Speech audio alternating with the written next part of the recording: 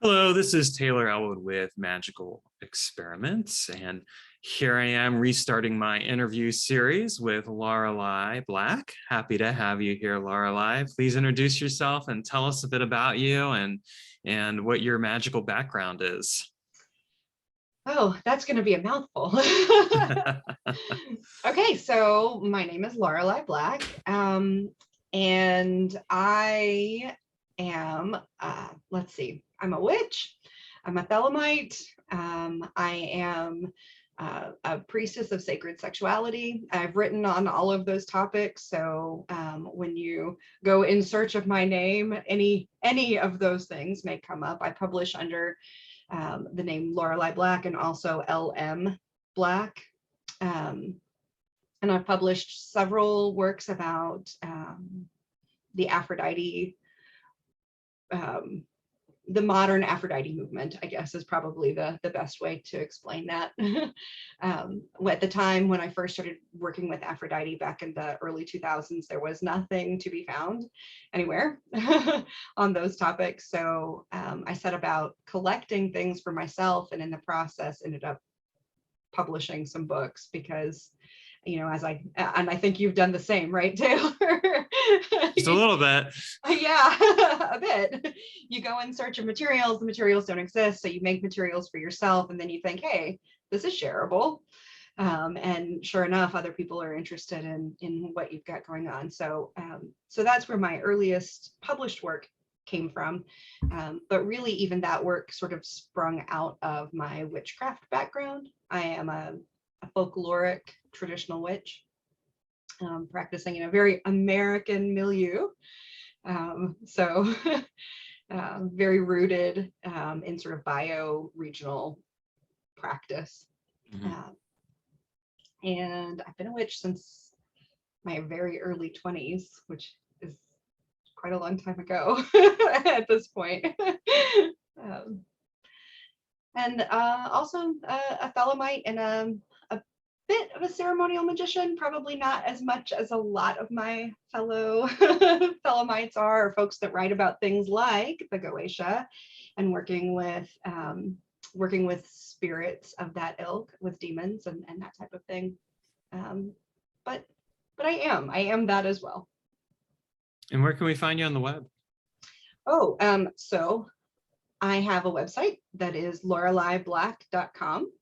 And then I also have another one that is bladeandbroom.com. And from there, you'll get taken to things like my YouTube channel and all of my little projects, because I seem to always have a whole lot going on. Oh yeah, I get that. I think we're both very busy people in that way. Yeah, I actually have one of your Aphrodite books. I've started working with her more, and it's been you know, so, and I'm doing some of my own research and just, you know, kind of, you know, getting to know her better. I've worked with her before in the past, but she's really come into my life of late. And I think, you know, it's kind of been an interesting journey in and of itself. So let's start there. How did you discover your connection with Aphrodite? How did she show up in your life? Oh, like a storm at sea. Which is pretty apt with her, right? It is, Foaming yeah. seashells and all that. Oh yeah. In fact, one of her epithets in the classical Greek world was Sotera, Aphrodite Sotera, and that's an epithet that was given to Soter, or Sotera was given to a few different gods and goddesses. Sotera means savior, basically. And in Aphrodite's context, it was often a way in which sailors called upon Aphrodite, because they would see her as a very calming influence upon stormy seas, and as a guiding light, you know, with her starry associations and that type of thing, being able to act as sort of a waypoint to guide them to safer shores. And I think I had the same experience. I've heard it from a lot of people that have really close Aphrodite connections. It was not easy for me in the beginning because I did not recognize what was going on in my life and the sort of like explosions that were happening around me. the ways in which my connection with other people was being expressed, my draw to things like sacred sexual practice when I really didn't have any formal exposure to that. I didn't understand those to be sort of part of her domain, I guess, or under her purview, under her influence. I didn't have any way to contextualize that. I just sort of viewed myself, I guess, in the same negative light that a lot of folks do, sort of view anybody that's sort of effulgently loving and interactive in those ways, you know, the flighty and the tempestuous and tumultuous. And I did a lot of like slut shaming of myself, I think, which are definitely all brushes that Aphrodite has been tarred with herself. So Sure. That's how it started. And then my high priestess at the time in my witchcraft coven had said, I think you ought to poke around at this concept. I think maybe Aphrodite's trying to get in touch with you, and that if you just like do some work in this area, your life might calm down a little bit and you might have a better understanding. So there was a lot of just sort of diving into those waters to deepen that metaphor, I guess, but including doing a lot of shadow work and looking at where my own baggage and hangups were in regards to a lot of those issues. Yeah, well, and that stuff's important to do. I mean, I think that she's a great guide for that. Definitely can help you see the things you need to work on and be aware of. Absolutely. And almost everybody has some kind of relationship with words like love and beauty and relationship and sex. You know, there's and they're very nuanced kinds of relationships that we have with those words. You know, they're not generally just black or white. They're complicated. So there's often a lot of like untangling that needs to happen, and she's great at being able to help us do that.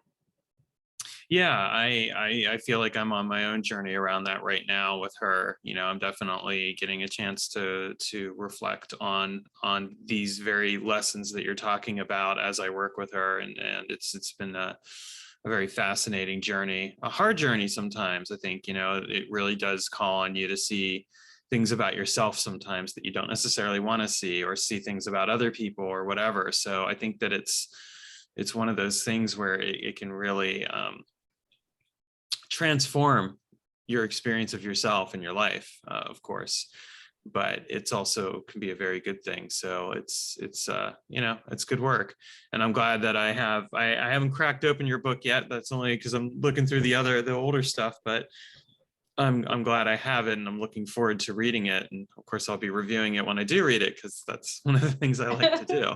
Yeah, excellent. Thank you. And then recently you have released a revised version of The Witch's Key to the Legion, which is your book on the Goetia. So I have the original paperback copy, and I'm going to get the revised version, but tell us a bit about that work and kind of the focus of it and where you're taking it now. Yeah, thank you. So pardon me, allergies, live in Louisville. It's allergy season here for sure. So back in, I don't know, it's been about a decade, right? About a decade ago, shortly before you and I first met, my partner at the time and I had taken on this work of sort of getting to know the spirits of the Goetia better. And we had a couple of guides into that work, a spirit with whom she was quite familiar and a spirit with whom I was very familiar. And we, with the aid of those spirits, we conducted a series of talking board sessions. There were probably somewhere between 8 and 10 sessions, which I audio recorded so that I'd be able to go back and decipher through all of the material that we were getting. And at first it started as just, we had some curiosities around a couple of specific spirits. And we didn't think that we were necessarily going to go through all of them. But it ended up becoming, no, let's talk about all of them. And so we did. Basically, our spirits gave us through these sort of channeled, or if that's the term that you want to use for it, but through these sessions, gave us lots of information about some background things about how their take, these spirits' take on how the Legion was created, about how to and how to not work with them, that type of thing. And then about the personalities and the strengths, and some warnings around all of the spirits. And so I ended up going through all of that work, compiling it into what we, for a long time, we're just referring to as a new key. You know, the Lemegeton is deemed to mean the key, and certainly the Clavicula Solomonis is the lesser key of Solomon. So we were referring to this work as the new key to the Legion, and eventually I called it the witch's key to the Legion, because there's definitely a sort of a witchcraft angle to it. That's part of what I bring to the table, right? I've been a practicing witch for a very long time. But the book was fairly slim. That first volume was pretty slim. I didn't include necessarily any of the original descriptions of the Goetia, just the descriptions that we had been given. We had things like some alternative sigils or seals for each of the spirits, and we put those side by side with the the sort of more common or well-known sigils that have been published for centuries. And then we had some artwork that also accompanied it. Some was done by Jonathan Blackthorne, and then some was done by my partner. So last year or the year before, I'm trying to remember when they started chewing on me, but at some point the spirits started going, there's more I want you to know about me. And they started coming to me a little bit more directly. It wasn't quite as filtered through my one spirit that I was most familiar with. She was definitely still there. She's always sort of acted as a guardian and gatekeeper for me, but basically there was a whole new series of sessions that ended up happening, not just through talking board, but through sort of more direct channel work. And they gave lots more information. And so I recorded all of that, and also did things like added in some of those older texts, excerpts from the Pseudo-Monarchia Daemonum, the version of the Goetia that most people are familiar with, that was edited by Crowley and Mathers, the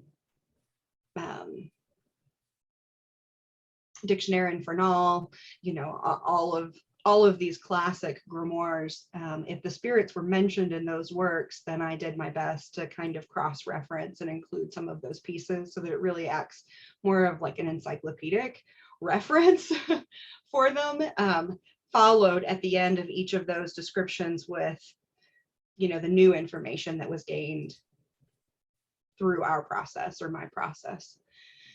And with some new artwork. Every spirit has some art in the new version. The artwork by Jonathan Blackthorne is still in there because he's amazing and did some really great spirit inspired art, spirit driven art. And then there are some collages that I did that I will not claim are necessarily fantastic artwork, but they're an example of what a person could do, right? In their effort to sort of visually relate to the spirits, if that's something that they're seeking to do. And I also added I expanded some of the commentaries that were in the original book, but I also added an entire like ritual content section. I had intentionally left things like that out of the first book. I thought if you're picking up a book on the Goetia, you should know something about how to contact spirits already. And so I just didn't include any of that the first time. But a lot of the feedback that I'd gotten from readers was, if you're saying that you shouldn't use some of these, sort of more spirit commanding methods that are not working in partnership, but are working in this sort of old paradigm of command and compel the spirits to do your will. And I'm saying to get away from that, I'm saying to use a more sort of holistic, if the spirit's too much for you and you can't work with them, don't try working with them. Like, honestly, find somebody else. There's probably a better spirit that has more affinity with you. The people were saying, what methods should we use if not these ones that have been published so often? So I put basically an entire ritual together and explained each of the parts and how one would go about it for a person to use from a witchcraft perspective. It's very witchy. But it kind of breaks everything down from those early preparations all the way through, creating sacred space, all the way through the releases at the end. Well, I think, I think, my own approach to working with spirits is fairly similar to yours. I mean, it's relationship based. It's not, as I say, I don't think it's a good idea to call up angels and then say, hey, I'm going to call up a demon and lay the smackdown on you with the angels to get you to do what I want. I don't think that's a good approach to take. And I've gotten much better results taking the approach that I take, which is a very relationship-based approach, as opposed to doing the things the way they do. So I definitely agree with that stance, and I think it's the right way to go about things. And I know Stephanie Connolly also kind of takes that approach as well. What I think is interesting, because I've read her books, of course, and then I read yours, is that there are some differences there.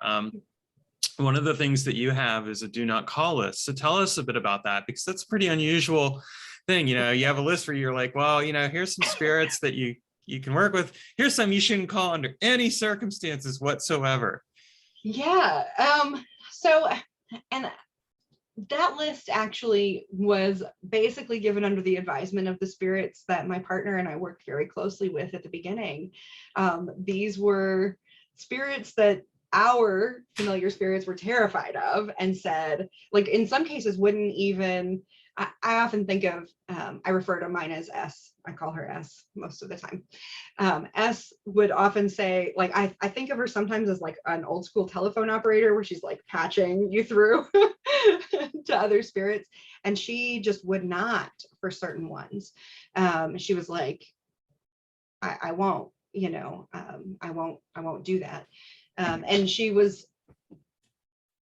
vehement enough about it that we were kind of like, okay, I guess we won't either.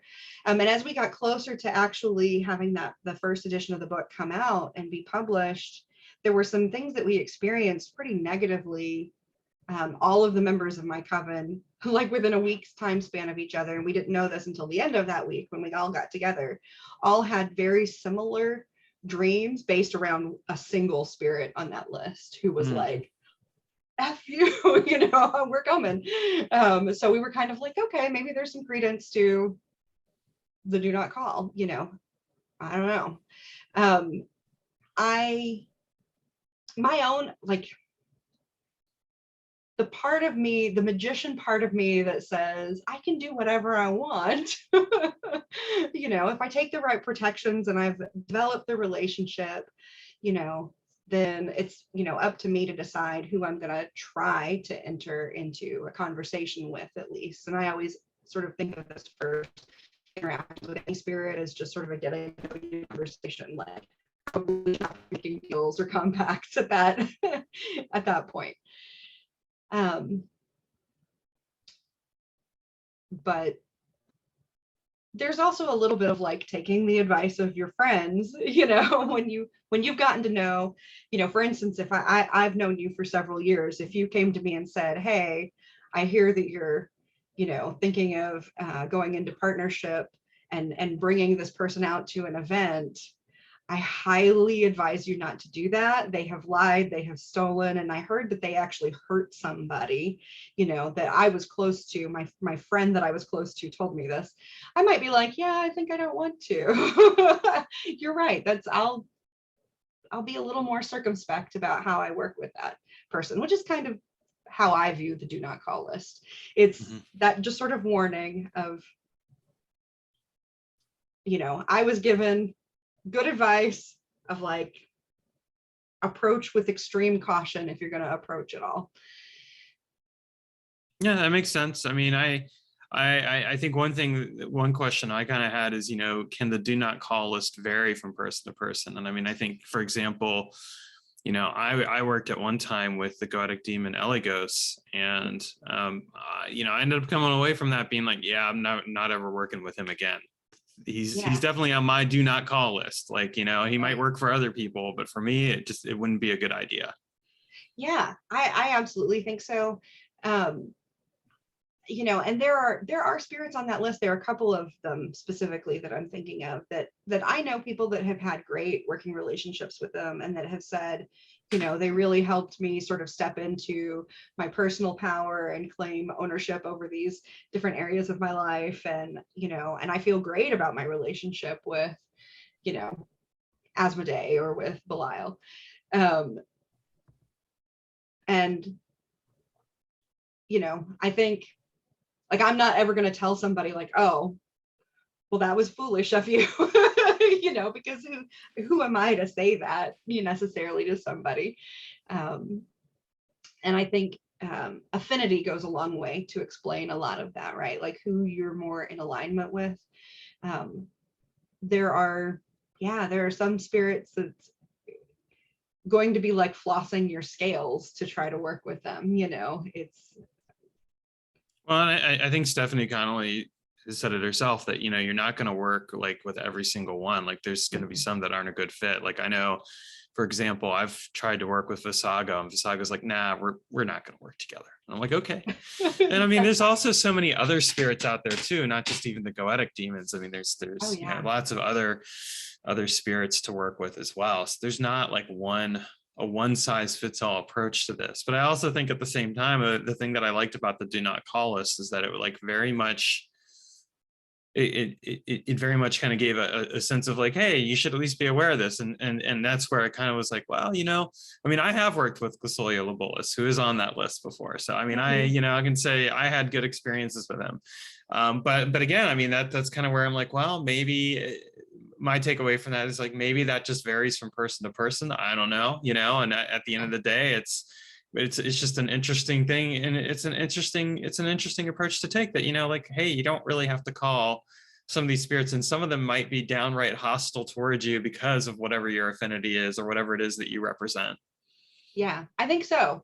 I think that's, based on like so many things about your personality, about your, you know, about your personal ethics, about your value system, about other spirits that you work with, you know, because they can really clash in the background, you know. So then that may be honestly a really good point, right? Like that do not call list, maybe because that's the list that S will not call.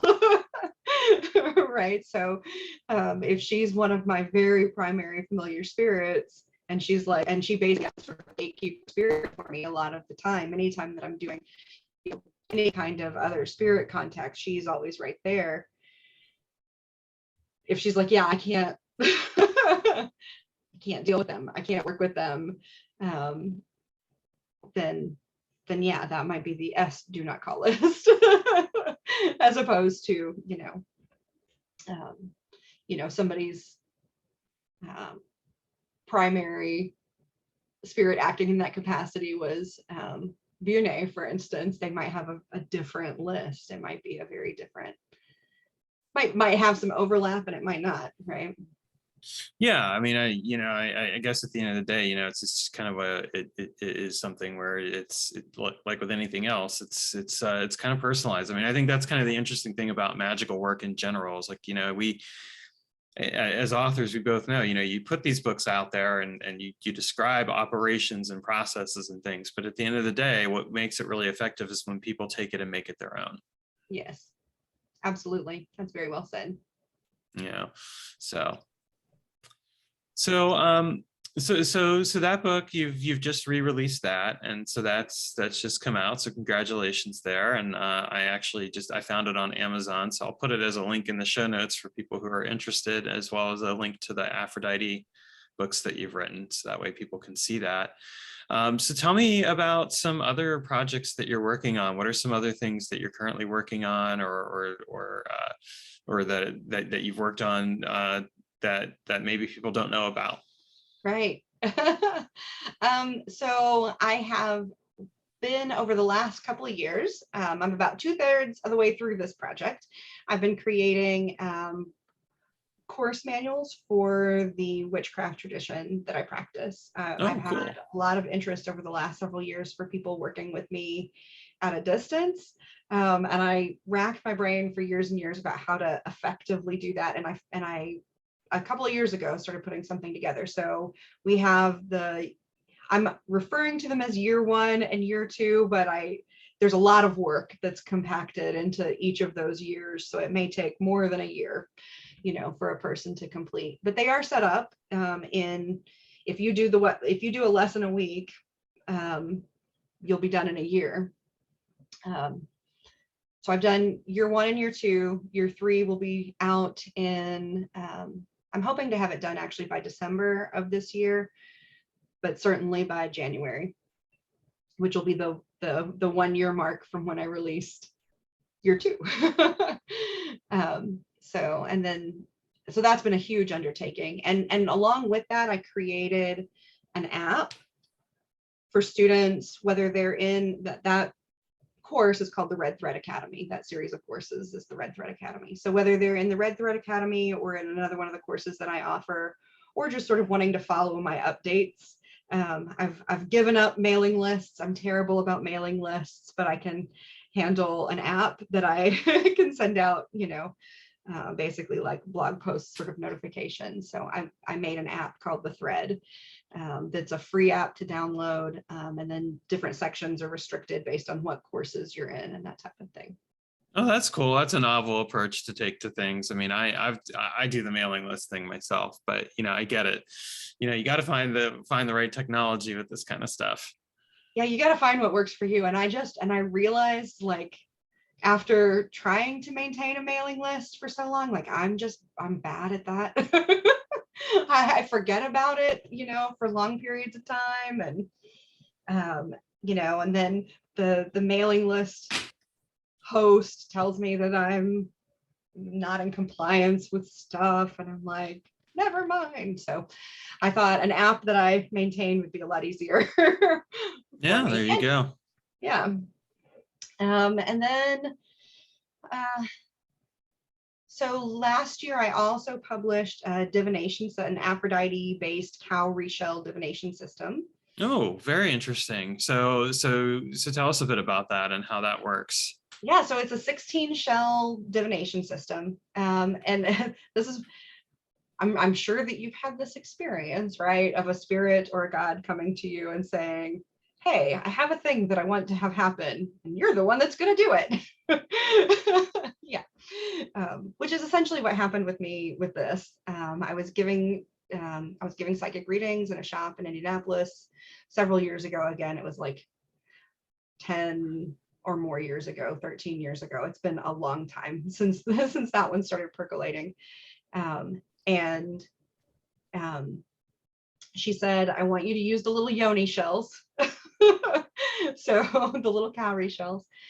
And then she had kind of pointed me in the direction of things like geomancy. And then kind of left me on my own to figure things out. So what ended up happening was that I figured out how the shells were going to be divided and all of this kind of stuff. And you read them basically with two methods. There's the spreads that they form and the patterns that they form of like the open and closed, like whether it's eyes or mouths is how I always think of it. So whether you're looking at the smooth surface of the back of the shell or the slit on the underside of the shell. So you read them in groups of 4, and they each set has its own little verse that goes along with it that you can either just look up in the book or you can memorize them if you're that way.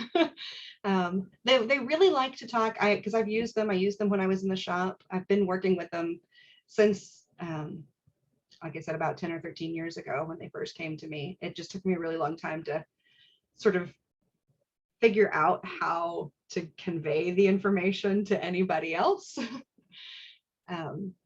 But they mostly want to talk about things like about relationship and about sex, and not necessarily just romantic relationship. They have a lot to say about any kind of loving or filial relationship. Mm-hmm. But that they really like drill down on those topics. So, if you ask about something else, a lot of times they'll just start spelling out like, no, what we're actually going to talk about is, this issue that's happening in your romantic partnership. And they're very gentle, but also direct in that sense. So that book's also available on Amazon, and then through my Etsy shop, I sell a set of the shells and the book. Oh, very cool. Although temporarily, like just for the next month or two, I'm not selling any physical books in the Etsy shop because I'm in the process of a move. Oh, yeah. So that'll do it for you. Yeah, it's hard to get shipping done. Yeah, I know what that's like. I moved from one city to another. It's like, yeah, you kind of go into flux there, so things change. That's really cool, though. I'll have to check that out as well. That sounds really interesting. It sounds like I know I have an acquaintance that does bone readings, and so they'll like throw bones and stuff, and it sounds kind of similar to that in a way. There's a lot of similarity. Yeah, I also throw bones, but that is I feel like such an idiosyncratic method of reading that I know that there are some great authors who have written about it. But they most of them guidelines about what you might look for in pieces that you want to add to your set, and really the set becomes about your relationship with your own psyche and with the spirits who guide your readings, so that like your set wouldn't look like my set at all for a reading, Right. No, that makes sense. So it's going to vary from person to person. Mm-hmm. Yeah. Whereas with this, it's a little bit, it's calorie shells. Right. Yeah. Yeah. No, that's really cool. I may have to pick up a set of that. So I love them. I think they're great. And I've been very surprised with the accuracy of the readings, and also with like things they uncover that you sort of realize as you're doing the reading, like, oh, I am dealing with this issue. It was not consciously in my awareness, I didn't realize that I was working on this or that this was affecting me in that way, but there it is. And now that I see it, I'm going to have to deal with it. Yeah, as such things always are. I mean, I think it's kind of interesting that, with divination or really anything else, we can go through our lives and not necessarily always be aware of the things that we need to work on. We're doing something a certain way, and we don't always recognize it. And then it gets pointed out to us, and hopefully it gets pointed out in a good way. And that's where divination can come in, as opposed to you figuring it out the hard way, which is not a fun way to do things. Right. The great big frying pan of enlightenment. Yeah. Yeah, I'll admit I tend to I think a lot of my learning comes through that great big frying pan enlightenment. But when I can shortcut that out of the equation, I do. Oh, I can't hear you.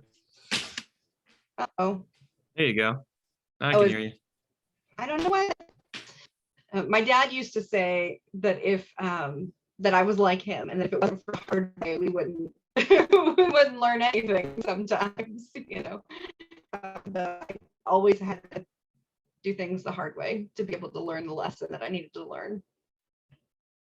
I think that's the human condition. I think so. I think so.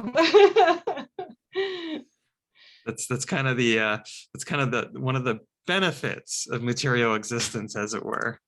Right. Yeah. So. Yeah. Well, I mean, I'm glad that I had you on here. This was really cool that it sounds like you're doing some amazing work, and I'm looking forward to seeing what else you come out with. Again, where can people find you, and what's a last bit of wisdom you might leave for us? Oh, let's see. Well, where people can find me is the easiest places are LaureleiBlack.com and BladeBroom.com. And then last bit of wisdom. I don't know if it's wise, but I'm always saying, like I think my personal motto at this point is do all the things. Do all the things, whatever it is that that you feel drawn to experience and to explore. Don't hesitate. Just get out there and dive in. Do all the things. That's great advice, because I mean, we only have so much time anyway, so we may as well make the most of it. That's right. All right. Well, thank you so much for coming on to the show. Always happy to have you here. And for people who are interested in Laurelei's books, check out the links in the show notes and check out her work. It's really good stuff. Thank you.